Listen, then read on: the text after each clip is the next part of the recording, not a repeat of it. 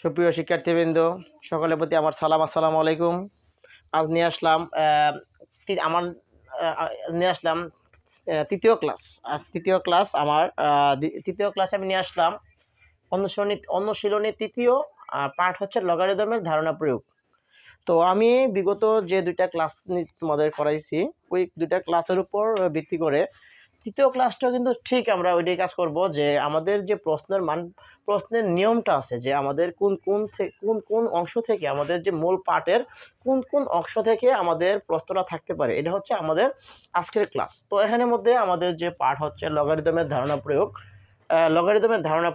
এই পাঠের উপর নির্ভর করে কতগুলো নিয়ম আছে যে নিয়মের উপর ভিত্তি করে আমাদের প্রশ্নটা আসে। তো এখানের মধ্যে যদি আমরা নিয়মগুলো খুব সহজে আলোচনা করি, খুব সহজে বলতে গেলে আমাদের এই নিয়মগুলো কয়েকটা নিয়ম মাত্র।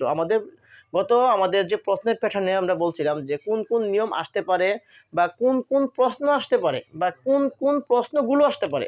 তো এই যে প্রশ্নগুলো আমরা যে আসবে বা কোন প্রশ্নগুলো আসবে বা কোন প্রশ্ন আসতে পারে, এই প্রশ্নগুলো আমরা কিভাবে আলোচনা করব।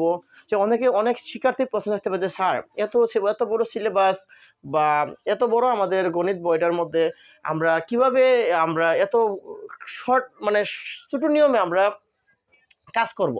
তো আমি যদি বলি তোমাদের যে আমাদের লগারিদমের ধারণার মধ্যে খুব সহজ একটা মজার একটা নিয়ম আছে বলতে প্রশ্নটা যেভাবে আসতে পারে, আমাদের প্রশ্ন তো কাঠামোবদ্ধ প্রশ্ন, আমাদের প্রশ্নটা যেভাবে আসতে পারে এই নিয়ম অনুসারে আমরা কয়েকটা নিয়ম মাত্র আলোচনা করব।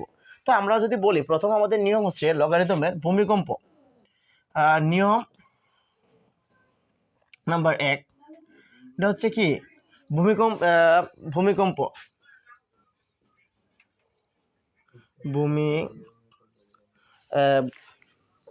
এটা হচ্ছে আমরা ভূমিকম্পনের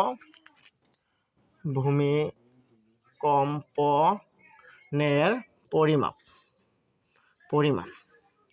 প্রথম যে আমাদের পাঠটা আছে ভূমিকম্পের পরিমাপ, দ্বিতীয় পাঠ হচ্ছে নিয়ম, প্রথম পাঠ, দ্বিতীয় পাঠ নাম্বার আমাদের দ্বিতীয় পাঠ হচ্ছে সেতুর জমি চাষ।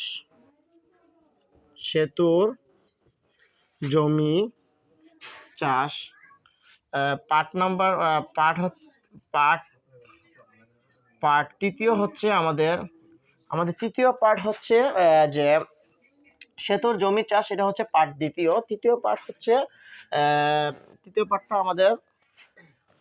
পাঠ যদি আমরা বলি তাহলে বলবো যে কোনো জমির বা চাষকৃত জমির মূল্য হ্রাস বা তার অবচয়, মানে মূলত হচ্ছে অবচয় আর কি,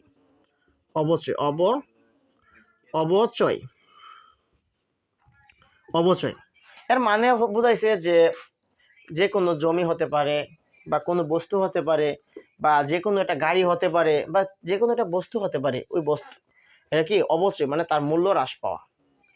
এ হচ্ছে কি আমাদের তিনটা পার্ট। তো আমি গত ক্লাসে বলছিলাম বা আমাদের প্রথম ক্লাসে যে মানবন্টনটা দিয়েছিলাম, ওই মানবন্টনের উপর নির্ভর করে আমরা বলছিলাম যে নিয়ম অনুসারে আমাদের প্রশ্ন একটা আসবে। যদি কোনো শিক্ষক সে পছন্দ করে, অধ্যায় থাকতেই পারে পছন্দের অধ্যায়, সে যদি দুইটা নিয়ম এখানে থেকে দুইটা নিয়ম দেয়, তাহলে এখানে একটা দুইটা তিনটা নিয়ম আছে। এই তিনটা নিয়মের উপর নির্ভর করে আমাদের নিয়ম থাকবে দুইটা।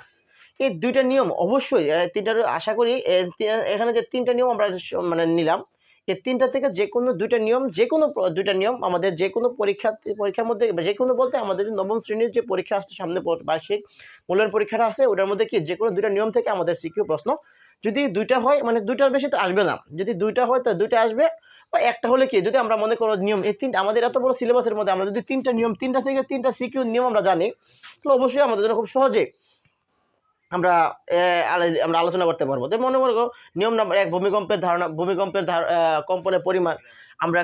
আমরা যে আমাদের যে যে জায়গার মধ্যে বা বিভিন্ন দেশের মধ্যে ভূমিকম্প হয়, কত মাত্রায় ভূমিকম্প হয় বা কত ভূমিকম্পের